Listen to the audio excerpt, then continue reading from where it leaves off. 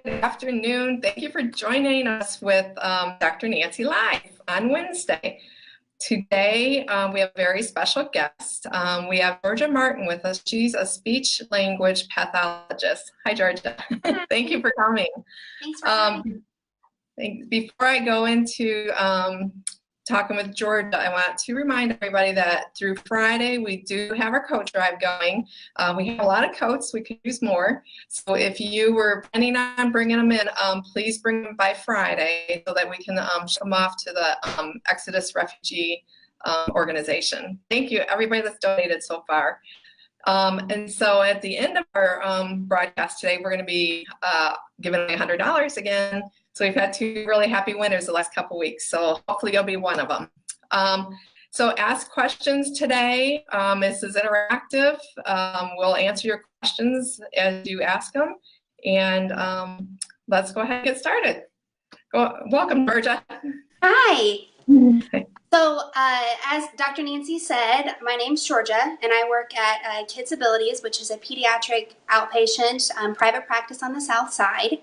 And I work with kids from birth until 21 years old with a little bit of a specialty area in oral facial development, tongue ties, and especially breast and bottle feeding babies who are having difficulty. So today I'm here to talk about TummyTime method, and it's developed by Michelle Emmanuel, and Dr. Nancy has a link to her website to find more information about this. But basically it's a way to help all babies, because they all need to be doing tummy time, to enjoy themselves and to optimize their function and to turn it into quality time. And it's especially helpful if your baby hates tummy time or if you have any feeding difficulties, because if you think about pushing yourself up on your belly, you're using all your head and neck muscles, which are the same muscles and cranial nerves that we use for feeding. So TummyTime method is as simple as 8 moves. So you start by lowering baby onto the floor after you found a nice spot with a blanket down. Sit down on the floor and you do social engagement with your baby. This is the time to coo and talk to each other and really look at each other and just bond together. And then your baby's down on the floor and you gently roll baby onto their belly and you get down face to face with them. And when they start out, they're going to start out with just some head lifting or laying, and then lifting their head up more. And as they get older and stronger, they're going to be lifting up more and more and rolling around, because babies develop from the head down. So start lifting your head up, and then you start getting up, and then you develop the core muscles and you start rolling around, and then the pelvis gets stronger for sitting, and then you start crawling, moving, and walking. So it gets stronger from the head down. And that's why every baby needs tummy time. That's how they can work on these things themselves and strengthen themselves. So once you've rolled a baby into tummy time, you're trying to engage them to keep it quality. This isn't the time when I put my baby on their belly and I quickly get something done. This is the time that you learn to play together. So sometimes having little toys or having an older sibling around can make it even more quality. When the baby starts to have some difficulty or fatigue, that's when you then roll the baby out of tummy time and you calm them and soothe them and have more social engagement. And then you repeat. So sometimes for babies that have difficulty, this is 1 or 2 minutes long. You roll them out of tummy time, calm them, and repeat. And what ends up happening is you get your 30 minutes of recommended tummy time done in little bursts throughout the day. And if babies are really struggling with it, then you need a little bit more specialized care. So that's where TummyTime method trained therapists, or sometimes it's massage therapists, or there's chiropractors sometimes that do this. There's a variety of people that can help, and there's a few of us in the Indianapolis area that can help you with this, can help you make an individualized plan for your kid. And when you look at what a baby's struggling with, then you can figure out how to help them more. So sometimes there's head turning difficulties, and some of those things impact feeding skills too. If you can't turn your head very well, then you tend to have a difficulty breastfeeding on one breast, but the other side goes okay. So having someone figure these things out and help you pinpoint areas to work on, it improves the overall quality, which then leads to good quantity.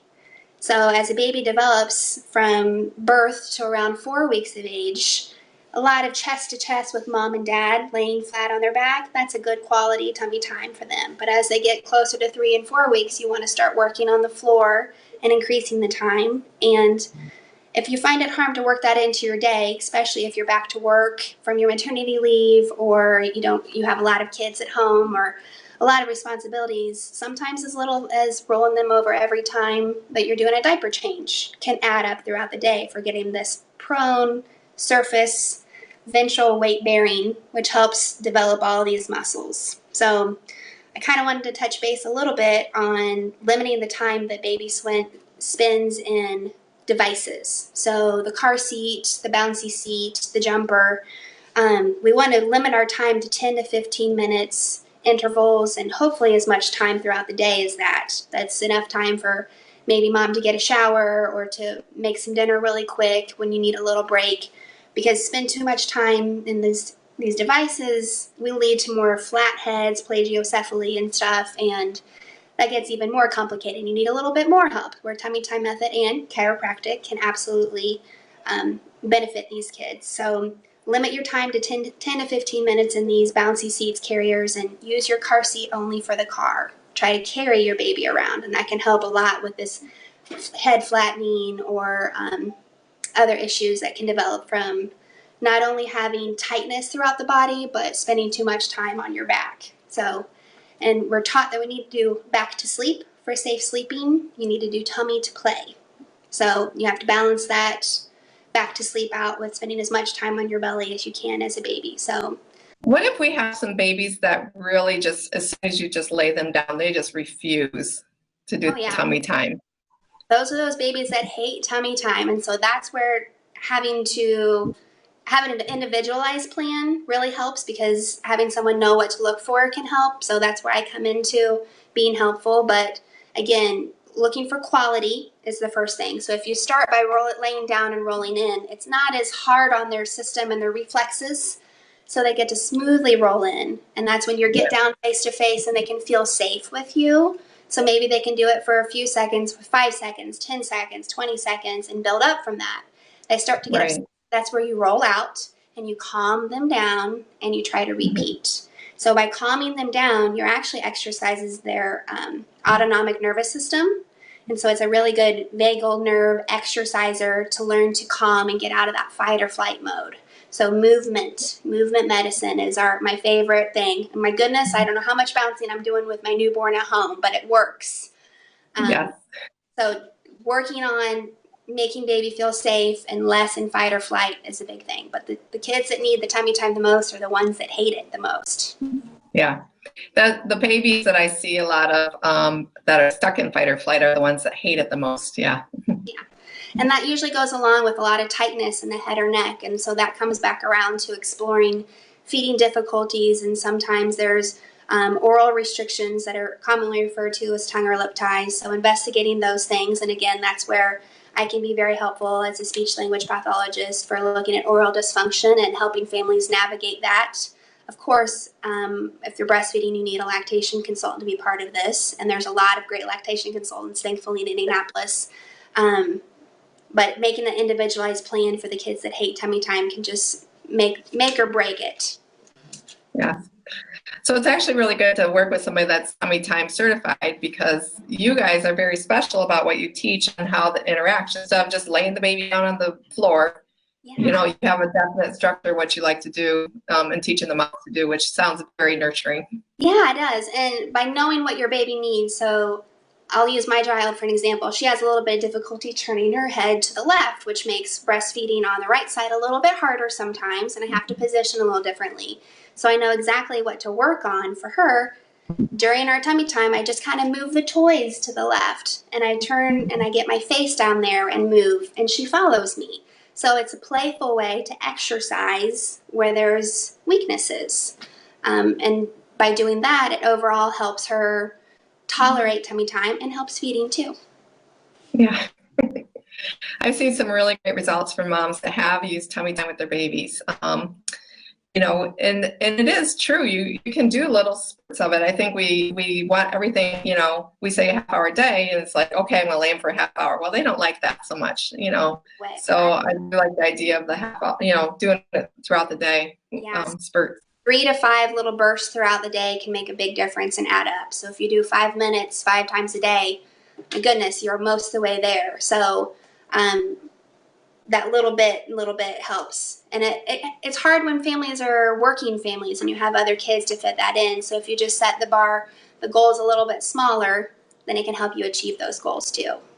Any other information that you want to share with us? I'm sorry I interrupted you. That's okay. This is also great for babies that have things like torticollis, and I already mentioned some flattening of the head, or I talked about feeding difficulties there, but it's great for helping with reflex integration, and it's kind of a preventative medicine for sensory processing difficulties. If you can work through these tummy time difficulties early, you can help sensory processing because it's all connected. It's really good for your babies with reflux or gas or digestive problems, because laying on your belly helps all those things, and it really works with the vagal nerve too, which help with gas and digestion. And it's great for decreasing any difficulties that you may or may not know exist. So the babies that, I don't know why, my baby hates tummy time, figuring out what it is that's making them hate tummy time can help them work through a lot of stuff, so that you have a happy 2-year-old and a happy 10-year-old because you've done all the work really early. There's so much we can do with infants, that affect them in long term, that I don't think really parents realize that, there's things the body is made to do these certain steps and they can't skip over them. So it integrates over time, and then it develops into toddlers, into teenagers, and then adults. The attention issues that we have, kids that are running around. We need to integrate the nervous system when they're little, Oh, yeah. And starting with babies. That's why I love working with babies, because we start then. Yeah. It's preventative care too. Exactly. So fussy, colicky babies, they need the most help. So this is a great way to have, for parents to have tools themselves rather than having to rely on someone else to help them. If you can come and learn tummy time method, you can have the tools in your house to make your baby feel better. I know a lot of moms want to have tools. That's good. Do you hold tummy time classes? I've seen classes advertised before. I have not started that, but if there's an interest, I definitely am looking into it. We have a great facility down at Kids Abilities, and I will be back to work from my maternity leave. Thankfully, my newborn quit crying because Grandma knows all the right moves. So I'll be back to work then, and if there's an interest, I definitely can start doing some tummy time classes. And they're nice small classes with mom or mom and dad and baby, just a few families, and teach this for anybody, especially if they're having any difficulties with it. I still practice tummy time. I don't have my mom help me though. Yeah, it's really good. I like to lay prone too if I got a belly ache, so I know that it can calm you down if you're feeling anxious. Yes, and it's a really good stretch on the flexors for anybody who's older. It's a great for that. We're getting close to the end here. Do you have anything else that you want to share with us today? I know that you're going to link to my website to find us at Kids Abilities. Like I said, I'll be back to work and available to help any babies that are wanting to explore tummy time, especially if they're having any feeding difficulties. I can be helpful. Yeah, I see this question here. So tummy time is actually really good for older kids too. You can't specifically work out the same kinks because it's more designed for a pre-crawling baby, because once you start crawling, it's different reflexes and different, but laying prone, ventral surface weight bearing is wonderful for our systems.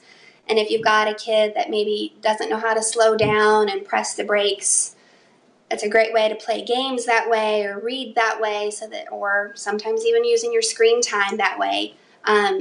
If you have to really dig deep to do it, it can be great for say, kids with sensory issues or ADHD or anybody.